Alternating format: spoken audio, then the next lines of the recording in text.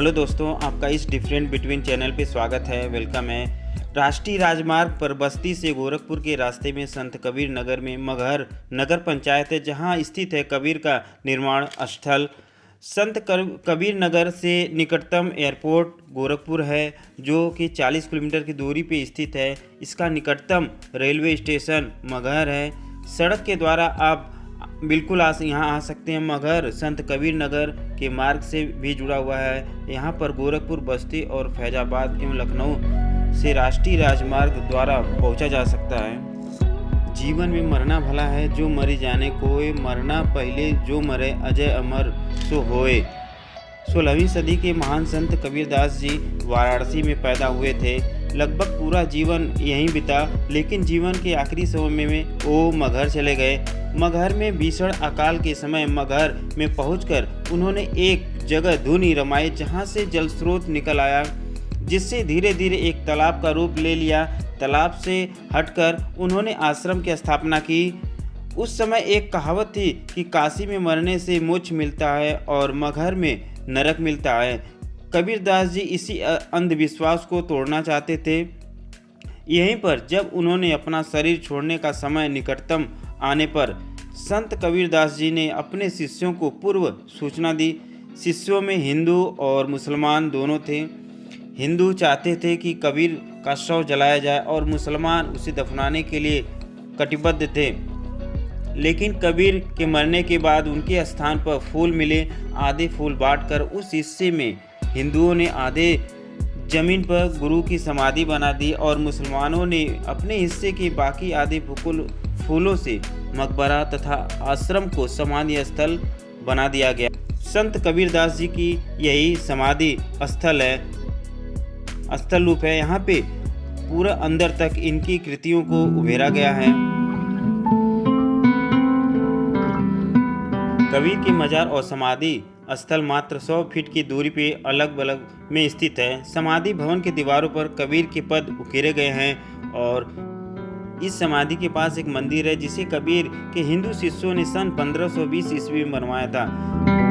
मजार का निर्माण 1518 ईस्वी में हुआ था। मगहर में हर साल 3 बड़े कार्यक्रमों का आयोजन किया जाता है। 15 से 16 जनवरी तक मगहर महोत्सव और कबीर मेला, माघ शुक्ल एकादशमी को 3 दिवसीय कबीर निर्माण दिवस समारोह और कबीर जयंती मनाया जाता है।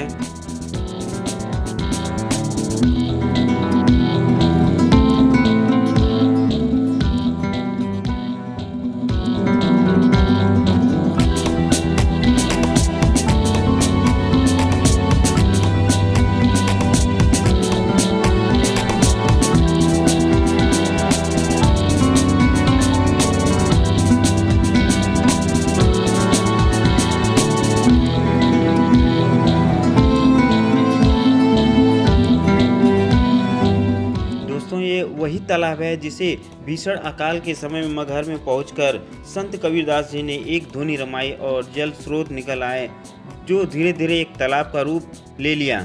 और यहीं पे बगल में आपको एक मंदिर भी मिलेगा और आश्रम भी स्थित है।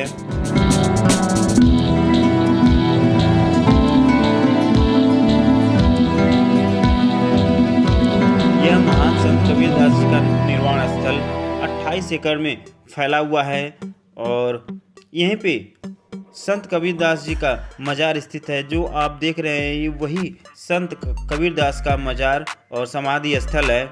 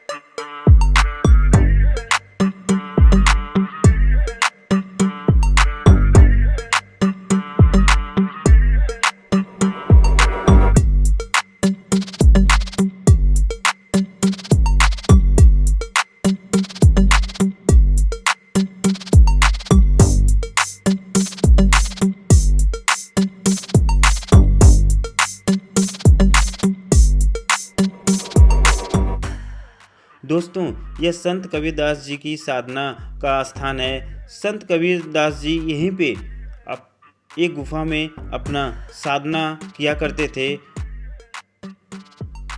जब भी उनको वक्त मिलता था वो आकर इस जगह पे अपना साधना में लीन रहा करते थे।